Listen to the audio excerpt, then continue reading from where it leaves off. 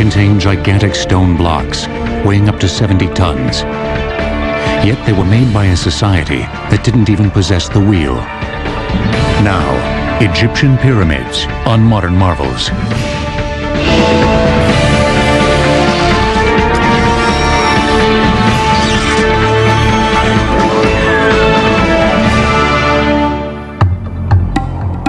Inside the famous Great Pyramid of Khufu at Giza, a series of mysterious passageways lead through the mountain of stone. Passing through a magnificent grand gallery, the main passageway finally ends at a granite-lined vault, deep within the massive structure. Called the King's Chamber, many scholars believe that this is where the great Khufu was finally laid to rest. But was he? For centuries, these extraordinary edifices have inspired an enduring fascination in people around the world. Generations have wanted to see them, study them, and unlock their age-old secrets, such as why and exactly how they were built. And yet, despite the best efforts of researchers, the solutions to many questions surrounding the pyramids remain tantalizingly obscure. The lack of concrete evidence from ancient Egyptian sites has complicated the problem. Even the application of the most modern technology has failed to unravel all the mysteries. Recently, however, new theories have been proposed, which call some of the key generally accepted ideas about the pyramids into question, and that may indeed solve some of the riddles concerning these magnificent achievements. One of the first mysteries about the pyramids is their exact number. Nearly 100 have been discovered in Egypt. Surprisingly, however, at least 3 pyramids that are mentioned in inscriptions remain obscured by time and the relentless desert sands. It may seem surprising that pyramids have not been located yet, but over thousands of years, their superstructures may have been quarried away and all that's left is underground or may have been built over. Built during a span of almost 1,000 years, from approximately 2630 to 1640 BC, the pyramids stand as cultural and engineering marvels of staggering proportions. Not only are they incredibly magnificent structures, but of course they're also the few wonders of the ancient world to survive. The purpose of the pyramid is to serve as the king's tomb, but that's only the beginning because we have to understand why the king of Egypt needed to have a tomb quite like that. The pyramid is the architectural realization of the king's ascent to the sun. That was the king's after-death fate. The pyramid is the spot in which that great transformation takes place, in which the king is reborn.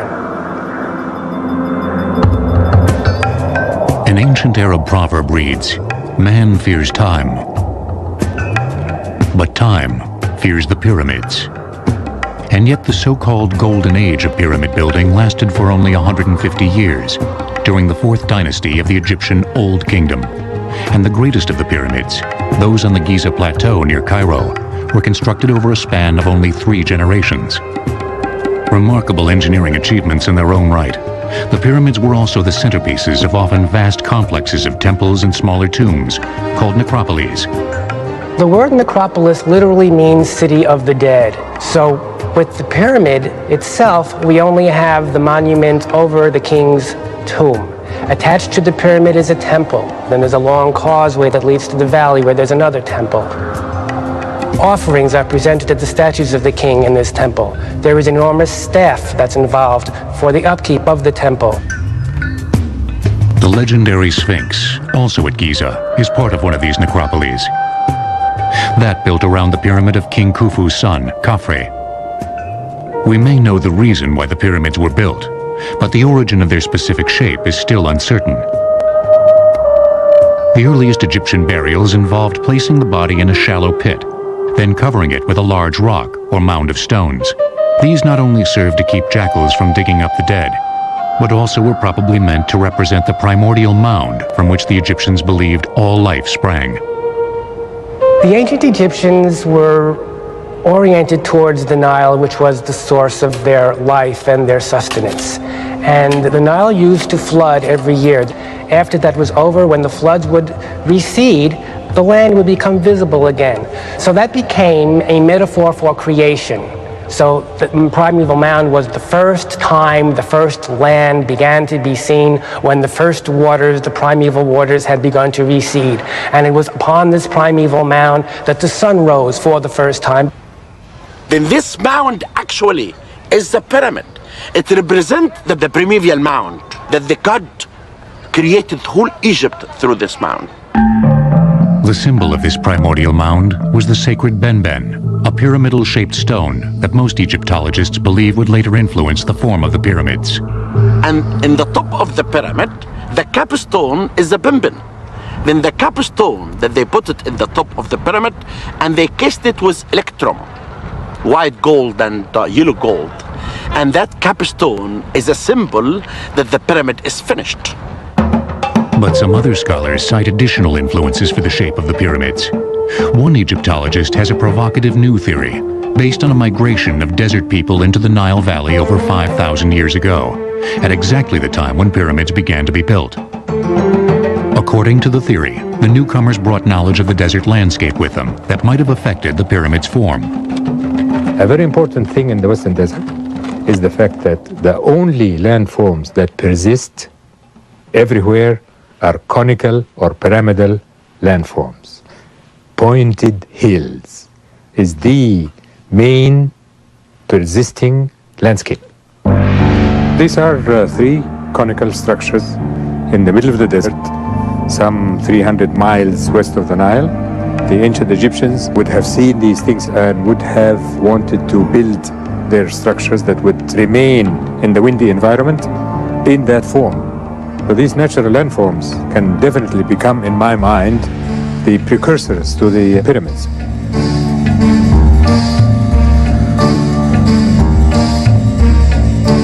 But before actual pyramids were built, Egyptian tombs went through another stage of development, the mastaba.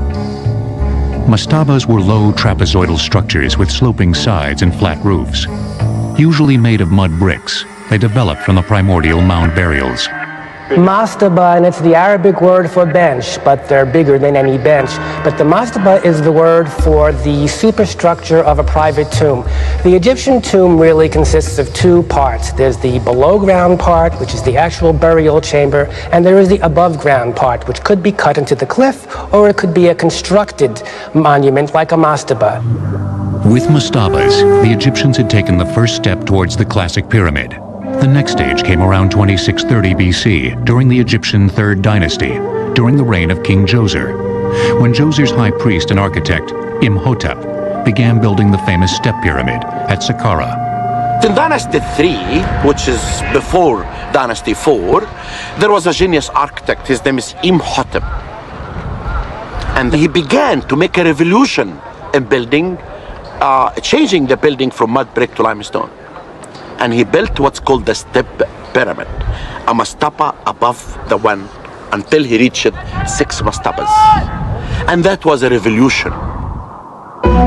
Soaring to almost 200 feet in height, with a base measuring 397 by 358 feet, the step pyramid is thought by many scholars to be the first large building in human history made completely of stone, and the first pyramid of any kind built in Egypt. Imhotep remains one of the few overseers of a pyramid whose name is still known. Exactly how he designed and planned the structure is not. We have from later times papyrus where they planned a temple, and they knew in advance how many people they would need, how many food they would have to bring to the place, and how many stones would be needed. And so there must have been similar papers for all these pyramids, but unfortunately we don't have them. However, we do know how the workmen actually accomplished the construction. To move the stone, they used levers, wedges, and rope, usually pulled by teams of men, chanting, heaving at a 1, 2, 3 heave sort of thing. To cut the stone, they used copper chisels, which are softer than modern iron chisels, but limestone is a soft stone. Of course, it takes a lot of work, but they had the manpower to do it. The result is a monument that is as precise as it is imposing. Despite the remarkable symmetry of the final structure, however, archaeological investigations have proven that Imhotep did not plan for the monument to be a step pyramid from the beginning. He started with a mastaba, then he built a larger mastaba, and then he started piling them one on top of the other, so you have as though you have a stairway to heaven. Why the step pyramid was enlarged in these stages remains unknown. As magnificent an edifice as the step pyramid was, few later pharaohs copied it. Instead, they soon moved on to a new form, one that provided new challenges to their builders, and that would change the shape of the pyramids forever. The designer of the step pyramid, Imhotep, was so revered that in later centuries he was worshipped as a god. Egyptian pyramids will return on Modern Marvels. We now return to Egyptian pyramids on Modern Marvels. Just over a half-century after King Djoser built the step pyramid in 2630 BC, King Snefru came to the throne of Egypt. He would become the greatest pyramid builder in Egyptian history. Unsatisfied with his early efforts, Snefru erected no less than 3 huge pyramids during a reign that may have lasted up to 50 years. The first was the so-called collapsed pyramid at Meidum, begun around 2575 BC. During its building, Snefru decided to change the form of the collapsed pyramid several times. Why he did so remains unknown. How he did it is understood much more completely. It was built as a step pyramid originally, which was then increased in size. Then King Snefru, the inventor of the true pyramid, decided to change it into 4 smooth sides that met at a point high in the sky. And for me, that was the most amazing feat that I've seen in my studies. Because if you deviate the angle of one side, even a little bit on the bottom, it will be exaggerated as you rise to the top. And they never meet. You never get to the pyramidion, to the apex. Today, all that is visible of this pyramid is part of its inner stepped core, surrounded by heaps of loose rubble, thus giving it its collapsed appearance. In earlier times, archaeologists believed that it had indeed collapsed during construction, and was for this reason abandoned. But later research indicates that the pyramid was successfully completed, then was systematically stripped of its casing. Over the ages, that exterior was quarried, used for other buildings. Whole cities could be built from the stone that had been gathered there for the pyramids, and that accounts for its present appearance. Like the step pyramid completed 55 years earlier, the core of the collapsed pyramid was made with layers of stone that actually leaned inward. Step pyramid of Meidum was built with what was called accretion layers. They are layers of stone that are built circumferentially around a core, and they lean in, actually. One thing that is known for certain is that at some point during its construction, the collapsed pyramid was temporarily abandoned. For reason that we do not know, in year 17, he left this pyramid completely unfinished. And he built in Dahshur the pyramid that we call it now the bent pyramid. The bent pyramid is really constructed. They started 54 degrees and they could not continue. They had to switch the angle. The bent was the first pyramid designed from the beginning to be a true smooth-sided pyramid. Part of the reason it still looks that way is because, unlike almost all the other pyramids, most of its exterior casing stones remain in place. With a base measuring 617 feet square and a height of 345 feet, the bent pyramid is considerably larger than both the collapsed pyramid and the step pyramid. However, soon after construction began, problems appeared, problems that are still visible in the structure today. They built up a ways and discovered that cracks were beginning to form, internally and externally. So about halfway up, they changed the angle of the rise of the sides. The problem was the pyramid was built on a clay subsoil. It couldn't support the weight of the pyramid, and that was the reason for the cracking, but they didn't know it at the time. The method of laying the masonry on the upper portion of the pyramid was also modified. Instead of the earlier technique of the stones leaning inward to match the angle of the outer slope, the later courses were assembled in nearly horizontal layers. This was not only easier to accomplish for the workers and masons who built the pyramid, but also made the structure far more stable. With these engineering lessons learned, Snefru then undertook the building of a brand new pyramid, one that is still hailed as among the most beautiful and perfect pyramids ever constructed, the Red Pyramid. They went just 1 kilometer to the north and built this massive stone building behind us, which is called the Red Pyramid, because of its appearance, which is better to be seen in the morning light when all these stones really have a red touch.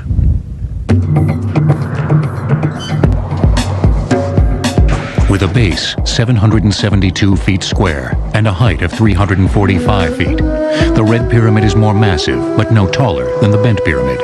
With an angle of approximately 43 degrees, the slope of the Red Pyramid is also much shallower than the lower portion of its bent cousin. The angle was an attempt to copy the upper angle of the Bent Pyramid because they felt that that was the safest angle to build a pyramid with. But structurally, the Red Pyramid's most important feature was the way in which its stones were assembled. The Red Pyramid was an advance over the earlier pyramids because the entire pyramid was built with courses of horizontal stone, much more stable structure. All the forces are directly down instead of angled outwardly. The Red Pyramid of Snefru is the first pyramid that is actually a perfect pyramid, that has achieved the pure abstract pyramidal form. No one knows exactly why Snefru built this edifice, but archaeologists have speculated that he wanted his final resting place to be an ideal expression of the pyramid, and the Red Pyramid is certainly that. With the construction of the Red Pyramid, all the major engineering and structural elements of the classic pyramid were put in place. The stage was set for Snefru's son, Khufu, to build the greatest pyramid of them all. Taken together, the three pyramids built by King Snefru contain a volume of stone almost 1 million cubic meters greater than the Great Pyramid. Egyptian pyramids will return on Modern Marvels. We now return to Egyptian pyramids on Modern Marvels. Near the modern city of Cairo lies the largest and most imposing concentration of pyramids in the world, those of the Giza Plateau. They include the biggest of them all, the Great Pyramid of Khufu, begun around 2551 BC, the Pyramid of Khufu's son, Khafre, the Pyramid of Khufu's grandson, Menkaure, several smaller pyramids called Queen's Pyramids, and the legendary Sphinx. The site of Giza was uniquely suited for the construction of pyramids. It has the best quality of limestone. It's about 300 feet above the sea level. It's a perfect place. It have the best quality of the stones. And this type of stones never existed anyplace else.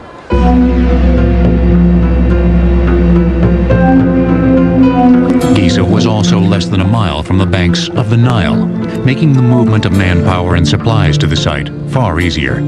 The Nile was the great artery of ancient Egypt. There were no roads per se, so the river was instrumental. Stone was shipped over the river in barges, not only limestone from one side of the river to the other side of the river, but granite, which came from hundreds of miles away to the south. Before construction of the Great Pyramid could begin, its builders had to find a way to make the site completely flat. Many Egyptologists believe that water was used. First, a shallow channel was dug around the site, then it was filled with water. Since the surface of the water would be exactly the same height in every part of the channel, the Egyptians only had to flatten the dry portions down to the level of the water. But not everyone agrees that this is how the site for the Great Pyramid was leveled. Martin Eisler is a sculptor who has studied Egyptian construction techniques for over 30 years. He has several provocative theories about the building of the pyramids, which are supported by decades of painstaking research and observation. I do not think that the Great Pyramid was leveled by means of water in any form. I think they did it with no more complicated a device than this instrument called a square level. It's actually an A-frame, as you can see, with two legs and a plumb bob hanging from its apex. There's a mark in the center that tells when the object is level. You level a small area with this and erect two posts, perhaps 7 feet apart. You mount a board on the post. You could take another post of equal height to the first two and place it at a distance. Using the board as a sighting rod, you could then cut drafts in the bedrock until the pole is at a level with the first two poles in the small area that you've cut. Let's call it the leveling area.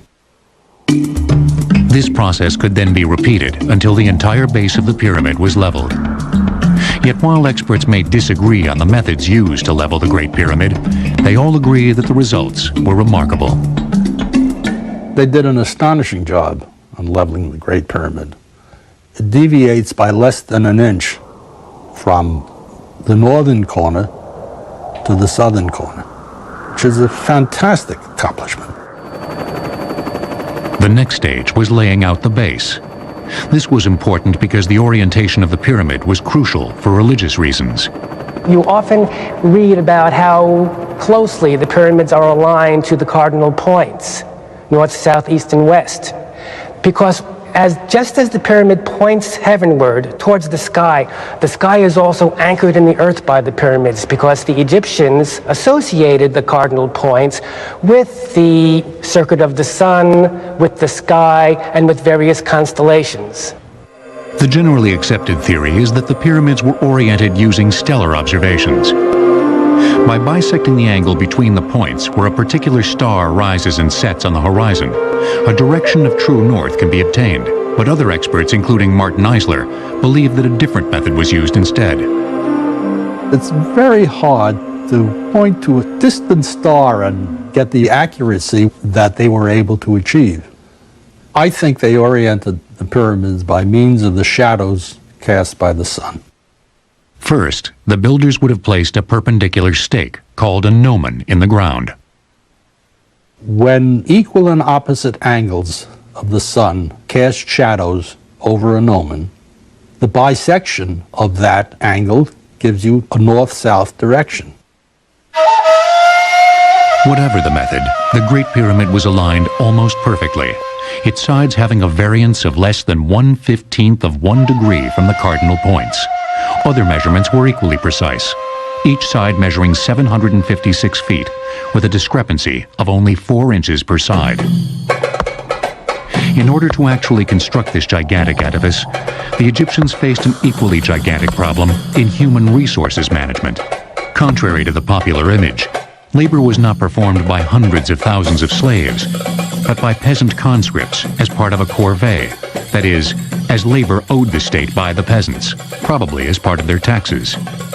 People are taken from the farms from all over Egypt. They are brought to a centralized spot, let's say Giza. They work together in organized gangs, directed by experienced masons and architects to build this Great Pyramid, which becomes a symbol of national identity.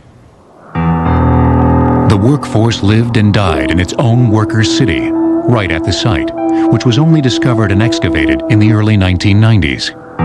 Based on the evidence of our discovery of the size of the workmen camp, we believe only 20,000 workmen were actually involved in the construction of the pyramid.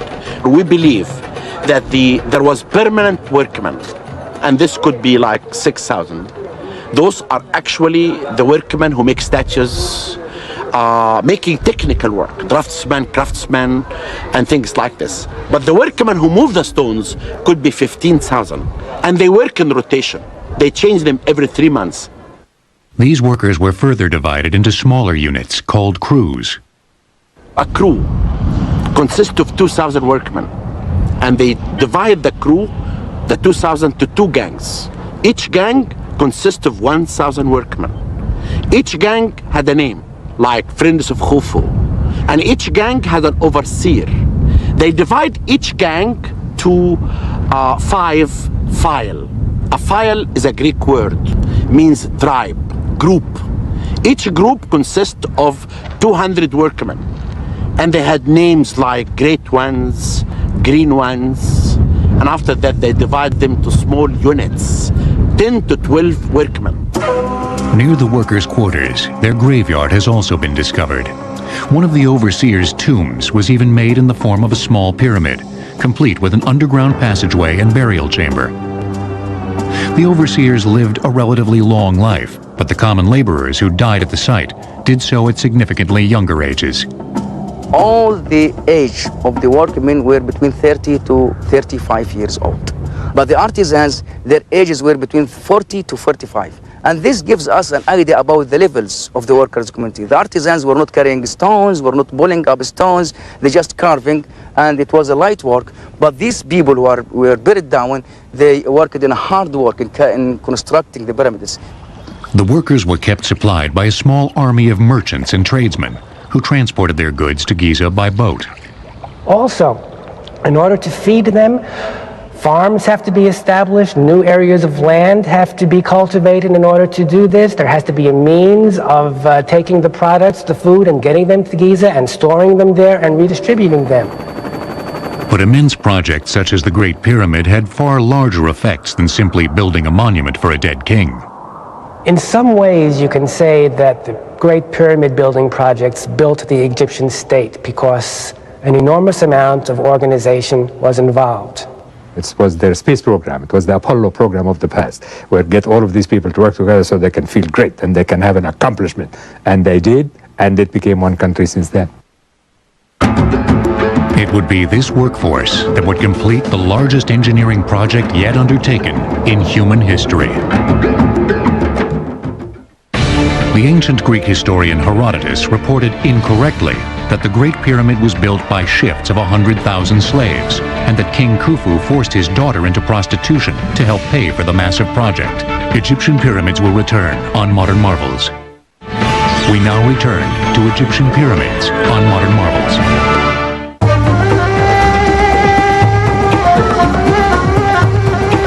The workers who quarried the majority of the building stones for the pyramids at Giza labored at a site that has only recently been cleared of debris. Actually, all the stones for building the Great Pyramid came from a location of a quarry next door to the Great Pyramid, about 600 feet from the base of the pyramid. And we discovered this location. There's a grid pattern in the ground from which blocks were removed. There were trenches built in grids.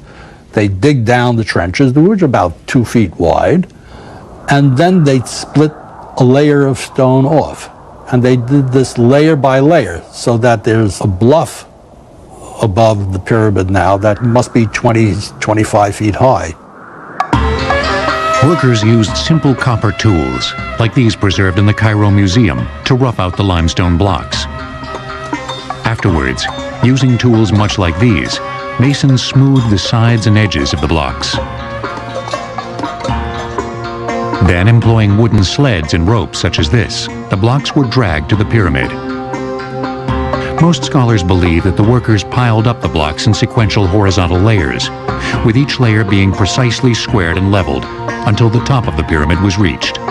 But again, not all the experts agree. Number one, the slightest imperfection on the bottom would assume a cumulative effect as it reached the top. In addition, when I looked at the Great Pyramid, I could see that almost none of the courses were truly level. And I realized then that this was not the way to go.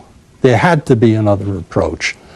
And this is what I devoted many years to finding. Using the collapsed pyramid as a prototype, Eisler proposes that most pyramids built after the collapsed pyramid consist of 3 stages of construction. First, an inner stepped core, not unlike the core of the collapsed pyramid, was built. Then, the base was enlarged, and the large steps were progressively filled in with a second layer of smaller steps, creating a shape much closer to a true pyramid. Finally, the small stepped exterior was encased in a layer of finely finished limestone, creating a true smooth-sided pyramid. Because so much of the original stone remains on the Great Pyramid, it is impossible to tell if this 3-stage process was used in its construction. But as evidence for his theory, Eisler points to a number of smaller pyramids, called Queen's Pyramids, that stand alongside the large pyramids at Giza, and which were built at about the same time. And the remains there show a nucleus of large steps, which were then filled in with what we call packing stones, which are smaller stones, and brought it to a more pyramidal shape. And finally, this whole thing was encased with a mantle of smooth limestone that met at a point in the top. There are also several theories concerning how the stones were raised to the height of the upper courses. Most of them involve the construction of ramps that either spiraled around the pyramid as it grew, or led directly to the current level of construction. The ramp that the Egyptian used to construct the pyramid was huge, constructed of stone rubble and mud. Then when the Egyptian will dismantle this ramp, they had to leave evidence under the ground of that ramp. I did excavate on the south side, and the surprise was discovering a small section of the ramp. But some experts, including Martin Eisler, believe that if a large ramp was employed, its remains would be far more evident. You can't erase a ramp that may have reached a height of 500 feet. The remains would be obvious by aerial photography. Mr. Eisler does think ramps were used, but only on the lower, more easily accessible levels of a pyramid. For the higher stages, he believes another method was employed. I believe they got the stones up the pyramid by putting a slideway of planks along the side and pulling the stone by a crew of men who are located up the pyramid and snubbing the rope around a log which is further up the pyramid. The whole process can be aided considerably by using levers as the stone is elevated, so that with the aid of levers and with the aid of crews of men standing uphill, I believe they could pull these stones into position. Indeed, at many pyramids, notches in the building stones which may have been used for the placement of levers are still visible. Though controversial, the idea of pulling and levering the stones into place does address the shortcomings of the various ramp theories, but as of yet, no one knows for certain exactly how the ancient Egyptians, a society that didn't even possess the wheel, accomplished this remarkable feat of engineering. Once all the blocks were in place, the Great Pyramid was capped with a triangular piece of granite, meant to represent the sacred Benmen stone, symbol of the primordial mound, much like this one which was found at Giza, which may have been coated with a hammered-on layer of gold. Then, using the same methods that were employed to raise and place the other stones, the body of the pyramid was covered with a casing of fine white limestone. Shimmering in the desert sun, the final appearance of the pyramid must have been spectacular, giving those who worked on it an immense sense of pride. Its final height was 481 feet, making it the tallest structure in the world until the Cologne Cathedral of Germany topped it in 1880. The pyramid contains an estimated 2.3 million blocks of stone, each weighing up to 2.5 tons. Many archaeologists believe that the entire process took almost 23 years. As impressive as the exterior of the Great Pyramid is, its interior is equally remarkable. As in the case of all earlier pyramids, there are a series of tunnels and chambers. The interior arrangements of the Pyramid of Khufu are elaborate. There are 3 burial chambers, and it is not agreed today whether there are supposed to be 3, it was intended from the beginning, or whether they were revising their plans. Because of these multiple chambers, and the fact that the pyramid was looted of its contents long ago, no one knows for certain exactly where Khufu was buried. But what is believed to be the true burial chamber of the king is reached by a long passageway, which then turns into an immense ascending gallery, the so-called Grand Gallery, a corbelled passageway nearly 150 feet long and 26 feet high. Corbelled means that the headers or short ends of the blocks get successively closer and closer and closer, so you're looking at a sort of inverse stairway, which finally comes together way up in the distance on high. Finally, the Grand Gallery leads to the heart of the Great Pyramid. Because this chamber is the only one of the 3 within the pyramid that contains a sarcophagus, most scholars believe that this is where King Khufu was actually buried. It is lined entirely with granite. That's a wonderful thing. Granite being a stone that was charged with solar associations because it's red for one reason. 30 feet by 15 feet and nearly 18 feet high, the roof of the king's chamber consists of several massive granite slabs, each weighing more than 70 tons.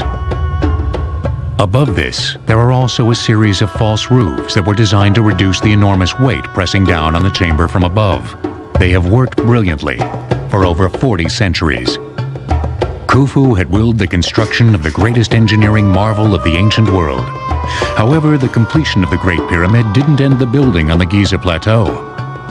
Indeed, it was only the beginning. The only known figure of the ruler who built the greatest pyramid on Earth is a tiny statuette of King Khufu, no more than 3 inches high. Egyptian pyramids will return on Modern Marvels. We now return to Egyptian pyramids on Modern Marvels. The second large pyramid on the Giza Plateau was built by Khufu's son, King Khafre. Begun around 2520 BC, it was constructed using the same basic methods as those employed on the Great Pyramid. Its base is 705 feet on each side, and it rises to a height of 471 feet, only 10 feet shorter than the Great Pyramid. But because it is built on ground that is 33 feet higher than the Great Pyramid, it appears to be even taller. Due to its smaller base, it also rises at a sharper angle than the Great Pyramid, over 53 degrees to the Great Pyramid's 51 degrees. And another reason it looks different is that at the very top of it, we have the original fine casing stones that have been left there. So it has a very different profile. The inside of Khafre's pyramid is different as well. Unlike the Great Pyramid's complex system of tunnels, shafts, and chambers, Khafre's pyramid has a relatively simple internal plan, consisting of 2 passageways that converge on a single burial chamber. The colossal statue behind me represents my Serenus, or Menkaure, who built the 3rd pyramid and pyramid complex at the Giza necropolis. With a base of 335 by 343 feet, Menkaure's pyramid rises to a height of 213 feet, at an angle of slightly more than 51 degrees, making it considerably smaller than Khafre's pyramid. It also has a building mass less than 1/10 that of the Great Pyramid. But it only looks small when you compare it with those, because the pyramid of Menkaure is huge. It's as big as the Step Pyramid. The pyramid has the distinction of being clad in its bottommost courses of granite rather than limestone, so it would have been more colorful. Why the pyramids at Giza got progressively smaller remains unknown, but scholars speculate that the enormous cost of these massive building projects simply could not be sustained by the kings who followed Khufu. Of all the monuments connected to the pyramids, perhaps none is as remarkable as the mighty Sphinx. A huge stone lion with the head of a man, its design, construction, and purpose has been the source of heated controversy for centuries. The Sphinx, I think, is compelling because it's this part human, part animal form, and it provides this mysterious air. It's not quite completely all there. It's this huge structure on the Giza Plateau. What in the world could it have been about? We know that from where it is, that most likely it was done during the time of the builder of the second pyramid, King Khafre. And this is because of the orientation of the Sphinx itself. And some people even perceive that the face of the Sphinx itself looks like the statue of King Khafre. 240 feet long and 66 feet tall, the Sphinx was the first truly colossal piece of sculpture in ancient Egypt. Its builders began by quarrying a U-shaped ditch out of a solid limestone base of the Giza Plateau. Then, they sculpted the body from the block of stone that made up the center of the U, making the bulk of the monument actually part of the plateau itself. A recent theory makes an even more direct link between the Sphinx and the natural landscape. I really think if you look at the setting of the Sphinx, you can see that it is more part of that environment that most people give it. Why do I say that? It's because we see things like that almost identical to it in the Western Desert, due to total natural erosion. These natural features are called mud lions. This here is a yardang, or a mud lion, or a natural sphinx. There are huge numbers of these in the Western Desert in Egypt, and that's why I'm saying that the ancient Egyptian may have borrowed that shape from this natural landform, knowing that it is part of the majesty of the land. For hundreds of years, there have been rumors of secret tunnels and chambers within the Sphinx. Not long ago, those ideas were put to the test with ground-penetrating radar. And they did survey the whole area, and it proved that there is nothing really underneath the Sphinx. The Sphinx is a solid rock or a living rock, and there is nothing really is hidden inside. A sense of how ancient and revered this monument is can be gained from the fact that its first restoration was undertaken almost 1,100 years after Khafre died by Pharaoh Thutmose IV in and around 1400 BC. A 12-foot-tall, 15-ton granite stele erected by Thutmose at the site relates the story of how, as a young prince, but not the crown prince, he was on a hunting expedition near the Sphinx. Pausing for a rest, he fell asleep in the shadow of the statue's head, which was then the only part of the monument that remained above the encroaching desert sands. And the Sphinx came to him in his dream and said, "My son Thutmose, I'm dying because of the sand. If you remove the sand away from my head, I will make you the king of Egypt." And this prince actually became the king of Egypt. Then Thutmose, as a matter of fact, is the first archaeologist on earth. And he's the first one who restored the Sphinx. The Sphinx was built to guard the pyramids for all eternity. And yet, as imposing as it has failed to ward off the predations of man. Because of the fabulous riches contained within the pyramids, all of them, without exception, were broken into and looted by tomb robbers long ago. Indeed, in many cases, later archaeologists were able to find the interior passageways of a pyramid simply by following the tunnels dug by thieves, such as this one in Menkare's tomb at Giza. Some have speculated that this is the reason why the building of large pyramids declined so rapidly after the golden age of the 4th dynasty. Others take a different view. I personally believe that they stopped doing the pyramids because the country was unified. Because if we agree to this premise that Khufu had actually gotten these people to feel great about building this together and becoming one people, then from there on it became a matter of burial site, and that's no big deal. So they started making little ones. The attention shifted from the size of the pyramid to the development of the complexes attached to the pyramid, so that the pyramid temples expanded and became more complicated, and the valley temples expanded and became more complicated. After that, pyramids got increasingly smaller, and it just sort of faded out. Ironically, most of these later pyramids, such as the Black Pyramid at Dashur, were made with a core of mud bricks to speed their construction, then faced with a layer of limestone. Once the limestone was plundered for other construction projects, they quickly eroded, leaving them in a greater state of disrepair than the earlier stone pyramids.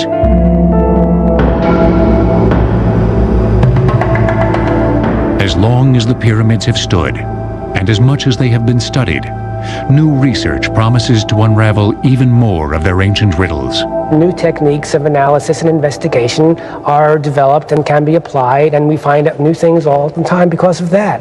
So that the pyramid field is never exhausted.